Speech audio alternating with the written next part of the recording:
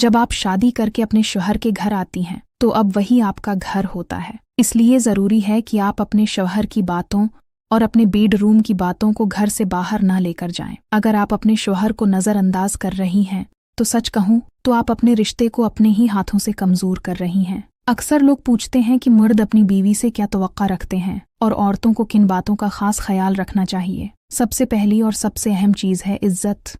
मर्द ये चाहते हैं कि उनकी बीवी उन्हें इज्जत दे। हमारे माशरे में बहुत सी औरतें अपने शौहर की इज्जत करती हैं, मगर कभी कभी वो एहतराम और अंदाज कम नज़र आता है जो इस रिश्ते में होना चाहिए। मियाँ बीवी का रिश्ता ऐसा होता है जिसमें इज्जत बहुत बुनियादी और ज़रूरी चीज़ है। अगर दोनों एक दूसरे की इज्जत करें तो रिश्ता खुद ब खुद मजबूत हो जाता है। इसी तरह एक और अहम चीज़ है पैम्परिंग। जैसे आप खुद ये तवक्का करती हैं कि आपको तौजा दी जाए, आपसे मोहब्बत की जाए और आपको अहमियत दी जाए, बिल्कुल इसी तरह आपके शौहर भी ये चाहते हैं। अपने शौहर को भी तौजा दें, इनसे मोहब्बत का इजहार करें और उनके लिए वक्त निकालें। कोशिश करें कि आप दोनों का अपना एक ख़ास वक्त हो जिसमें आप सिर्फ एक दूसरे के साथ हों।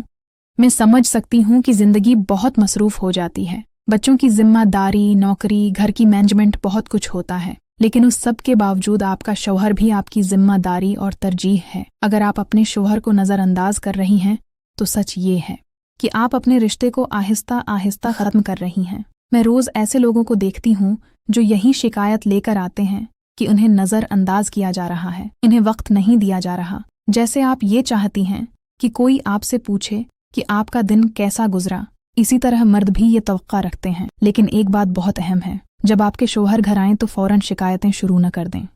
जैसे ही वो घर में दाखिल हों फ़ौरन मसाइल और परेशानियों की फहरिस्त मत सुनाना शुरू करें। कम से कम 10 से 20 मिनट का वक्त दें ताकि वो आराम कर सकें, घर के माहौल में ढल जाएं और थोड़ा सा रिलैक्स हो जाएं। इसके बाद सुकून से बैठकर बात करें कि घर में क्या मसीला है या कौन सी चीज़ आपको परेशान कर रही है।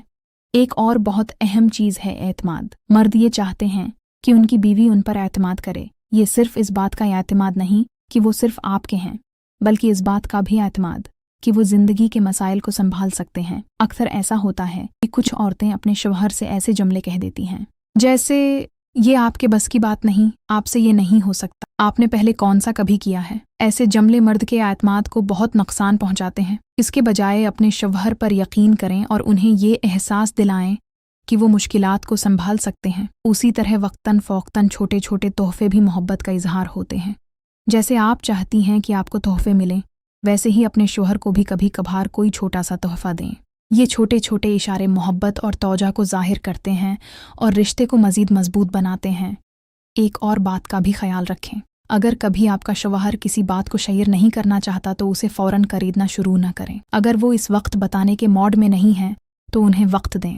बार बार पूछने से उन्हें ये महसूस हो सकता है कि शायद आपको उन पर एतमाद नहीं है। आप 1 या 2 बार पूछ लें, लेकिन अगर वो ना बताएं तो उन्हें वक्त दें। जब उन्हें मुनासिब लगेगा तो वो खुद आपके साथ बात शेयर कर लेंगे। और आखिर में एक बहुत अहम बात, ख़ास तौर पर औरतों के लिए, जब आप शादी करके अपने शौहर के घर आती हैं तो अब वही आपका घर है।